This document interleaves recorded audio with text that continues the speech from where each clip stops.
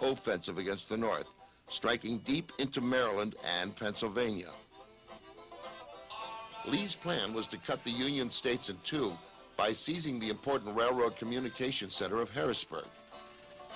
Davis reluctantly agreed to the new plans. Such a blow, he reasoned, might push England's Lord Palmerston and France's Napoleon III into formally recognizing the South, giving the nation Confederacy credibility in the world's eyes, and forcing Lincoln to the table. Things immediately began to go wrong for Lee. On September 13th, McClellan came into possession of a copy of General Lee's plan of a campaign, inadvertently dropped by one of Lee's lieutenants. The opposing forces fought a preliminary battle at South Mountain in Maryland, but 2 days later, on September 16th, the two armies crossed at Antietam Creek.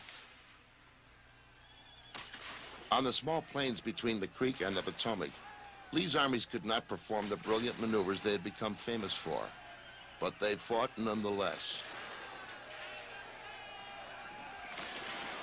In the Battle of Antietam, Lee's forces were never forced to leave the field.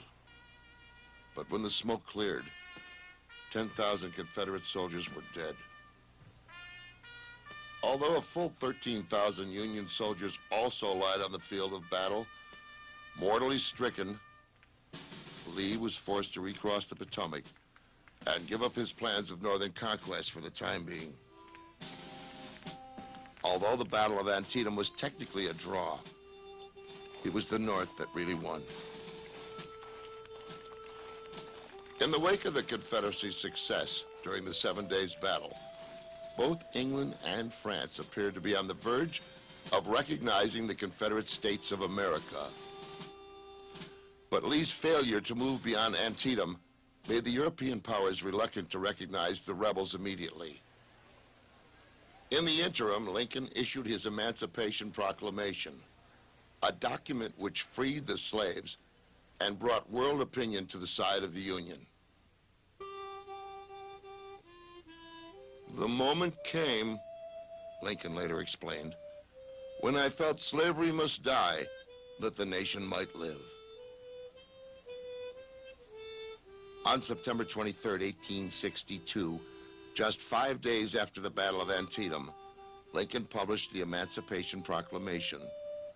The night before, Lincoln gathered his cabinet and told them that he had made a pact with God to free the Southern slaves as soon as Lee was driven out of Maryland. Now that Lee had retreated, Lincoln followed through. News of the proclamation, which only applied to the rebel states where it could not be enforced, and not to the loyal slave states of West Virginia, Maryland, Tennessee, Delaware, and Kentucky, where it could, created a strong feeling abroad and permanently put off foreign recognition of the government in Richmond. But within the states of the North, it had an even greater impact.